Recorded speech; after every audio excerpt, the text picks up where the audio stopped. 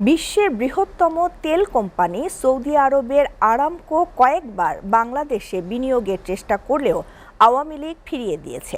এক সেমিনারে এই অভিযোগ করেছেন ঢাকায় নিযুক্ত সৌদি রাষ্ট্রদূত ইসা বিন ইউসুফ আল দুহাইলান।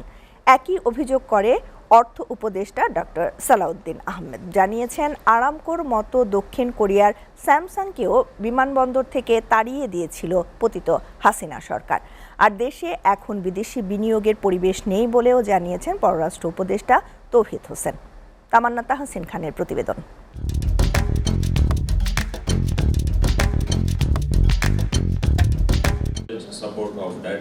পররাষ্ট্র মন্ত্রণালয় সৌদি বাংলাদেশ অর্থনৈতিক সম্পৃক্ততা বৃদ্ধি প্রবণতা মূল চ্যালেঞ্জ এবং দীর্ঘমেয়াদী সম্ভাবনা শীর্ষক একটি প্রতিবেদন প্রকাশ উপলক্ষে সেমিনারের আয়োজন করা হয়। সেখানেই বাংলাদেশে সৌদি আরব সহ বিদেশি বিনিয়োগ নিয়ে তিক্ত অভিজ্ঞতার কথা উঠে আসে।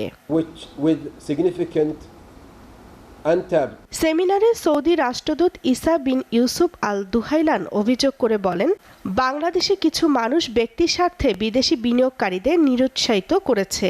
বলেন, 2018 থেকে 2022 সালে পৃথিবীর বৃহত্তম তেল কোম্পানি আরামকো কয়েকবার বাংলাদেশে বিনিয়োগের চেষ্টা করে, কিন্তু স্বাগত জানানো হয়নি।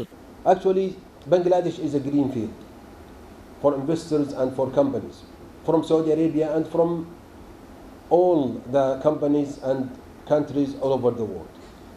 Bangladesh will graduate from LDC on 2026, so next year inshallah, and it will be a development country.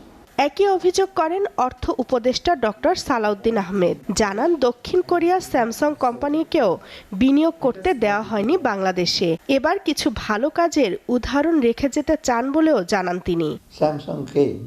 Samsung came, and they are also not welcome.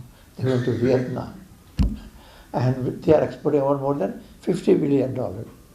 আর আমাদের দেশে স্যামসাংকে এয়ারপোর্ট থেকে তাড়িয়ে দিলেন, and what happened.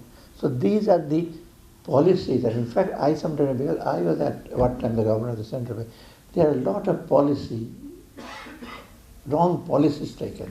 আর পররাষ্ট্র উপদেষ্টা তৌহিদ হোসেন বলেন, অন্তর্বর্তী সরকার বিদেশি বিনিয়োগকারীদের জন্য সঠিক পরিবেশ তৈরিতে বদ্ধপরিকর। I can assure the ambassador that the present government is definitely poised towards very positively towards this, and we are trying to make things really easy for the investors to come in. We have changed we have put in a very young and dynamic person as the chairman of BIDA, and I think the next time the Saudis come, so the entrepreneurs come here, they will find a much better atmosphere and much better welcome than they have received in the past.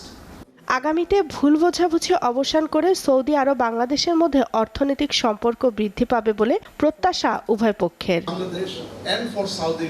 Tamannaah Tahsin Khan, এসিটিভি, Dhaka.